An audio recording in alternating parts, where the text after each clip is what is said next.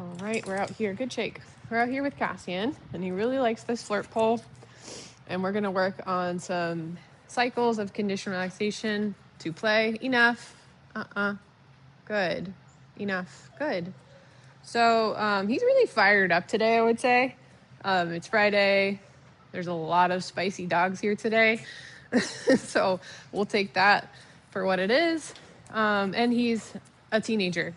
And he's coming into that lovely age of adolescence where we say, "Good, thank goodness you're cute." So, yeah, he's just a little fresh today, but that's expected. And honestly, that's the best kind of dog. We don't want a dog skin rug. We want dogs with a little pizzazz. And I can't even handle his Groucho Marx mask that he's developing here. It's kills me. All right, so we're going to do some conditioned relaxation, which I know he struggles with. So we're also working on this with Luna. It's a good day for both of them to be here. Eventually, I would really like to have one dog playing in the background with the flirt pole. That would be tough, wouldn't it? I think that's a very helpful exercise for him. So he struggles with frustration, with FOMO, and he good. He has some emotion. We're still working on emotional fluency, and that comes with maturity as well. That's a big ask for a dog his age. So we're gonna see if, yeah, good job, buddy. Good, very nice. That looks so much better. Good boy. So he's gonna have awkward chicken legs back here. Good boy. He's figuring it out. Good.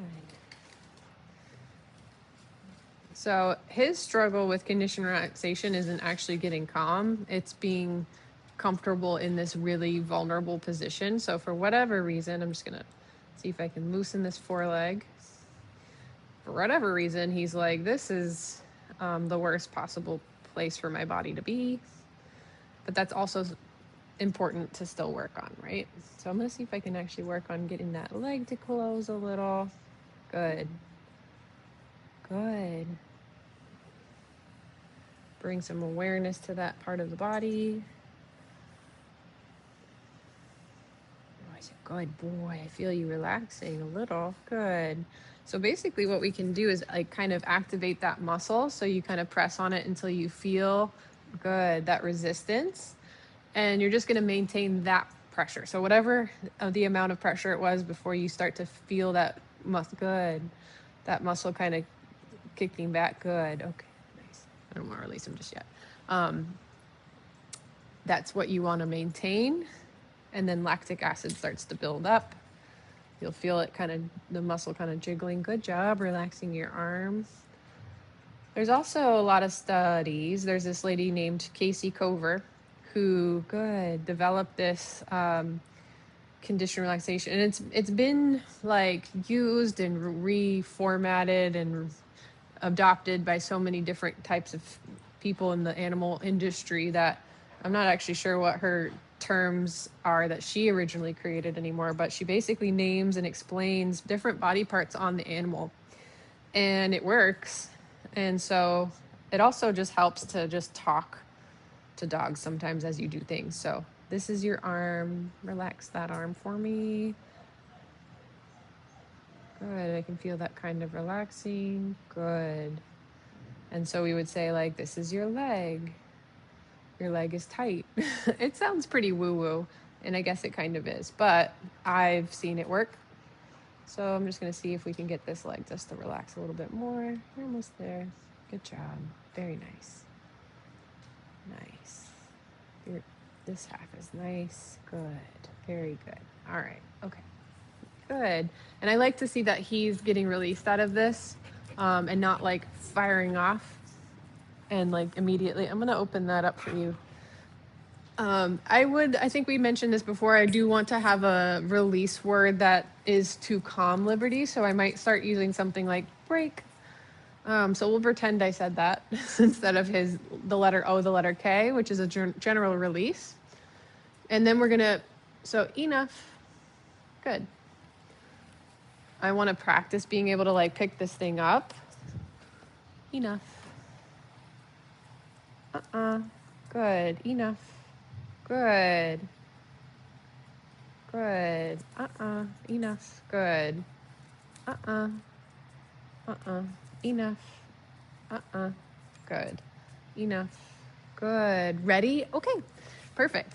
So I had that moment where I said enough. I jiggled it just a little.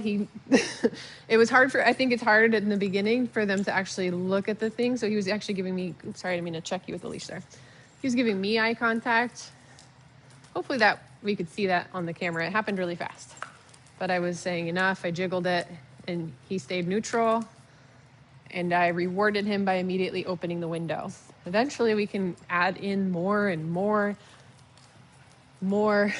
fluency. And so we would put some even tougher challenges in there and wait a little bit longer before we open the window as well. And then when he gets really good at that and he has more impulse control and he gets a little bit more mature, we can really make sure that like we could put him on place and play with this thing and really actually look for real, true neutrality, not just I'm holding place obediently, waiting for you to release me to that thing. And you can tell the difference. So, and it's definitely possible and achievable. And in fact, I think that would be a really great thing to achieve with him because his ability to help himself become neutral to things is going to be key to maintaining his really drivey, awesome spirit and his play, which we love, but having him be able to like be livable, right? Wow. Because I think that happens a lot with pet dogs. You know, if he's not a herding dog with a real job, he's a pet dog, right? He's not in some kind of crazy sport that we're competing with. We want to live with him. And sometimes I think because we want a certain frame of mind and a state of emotional being that the dog doesn't necessarily want to always be in.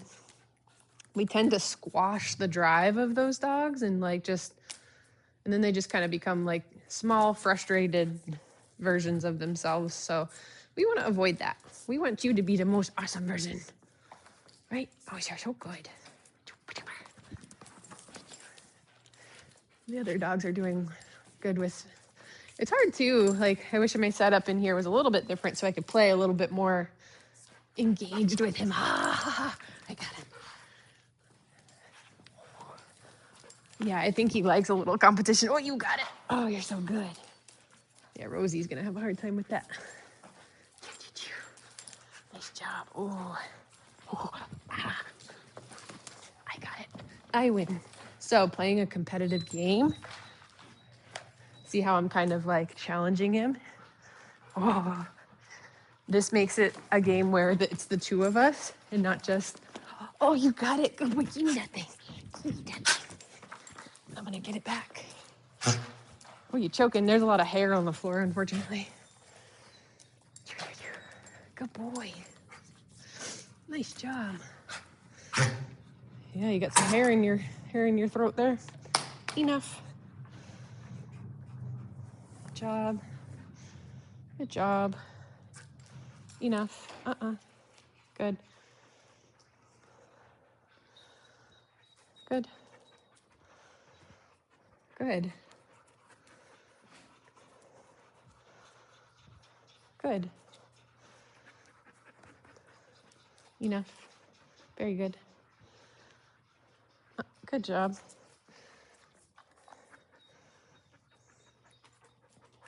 Good.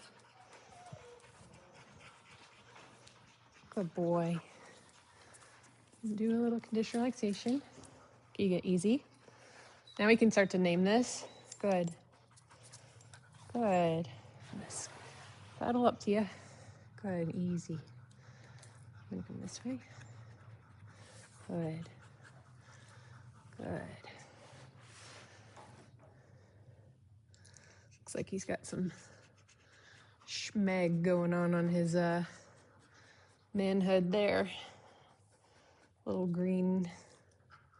Probably nothing, but point it out anyway. Good. Good. That looks really good, buddy. Good.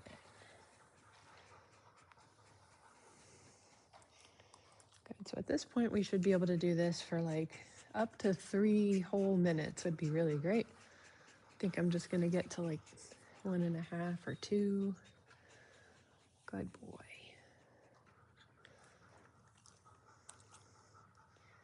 Easy. Good.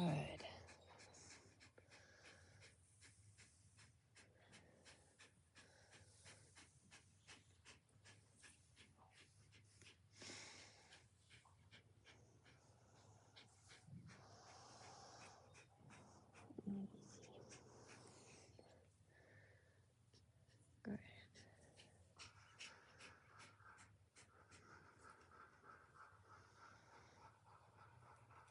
Easy. And I want to make sure I release him at a high point where it looks the best it can look. Easy. And I feel like we're reaching a little bit of a threshold for him, so I want to find that.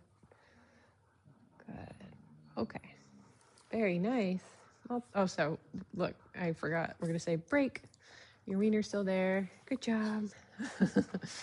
Boy dog, that's a calming signal. Ina, good. So break means calm liberty. He doesn't know what that means yet, so we're gonna have to help him learn what that means. Good. Perfect. Okay, nice. Good boy, and I see you understanding that. That's right, good job. Also too, like, it's a little difficult because I could really light up when I say okay, when I should be, but I have a room full of dogs, and that's tough when they all start reacting. It disturbs the peace. Good job. Good job. But when you're doing it, ideally when you say, ready, okay, it's like very clear with my body, with my voice. Let's have fun. Good boy. Nice job. Wow, wow, wow. So he's doing super duper great with this. So I think he's ready for the next step, which would be to be doing some condition relaxation across the room while another dog is playing. So I think there's a step in between though, now that I'm saying it out loud. I think what we'll probably want to do, Alex, is have dogs set up on place, because that's how we taught relaxing to begin with. When we were teaching posture facilitated relaxation before we got into conditioned relaxation, we were having them settle on place. That's a really good kind of stepping stone. So I think that's actually what we'll do. We're going to use place, whoa, to kind of foster that behavior there. Get that going.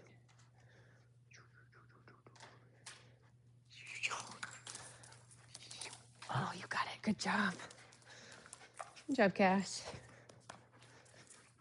Good job, Papa.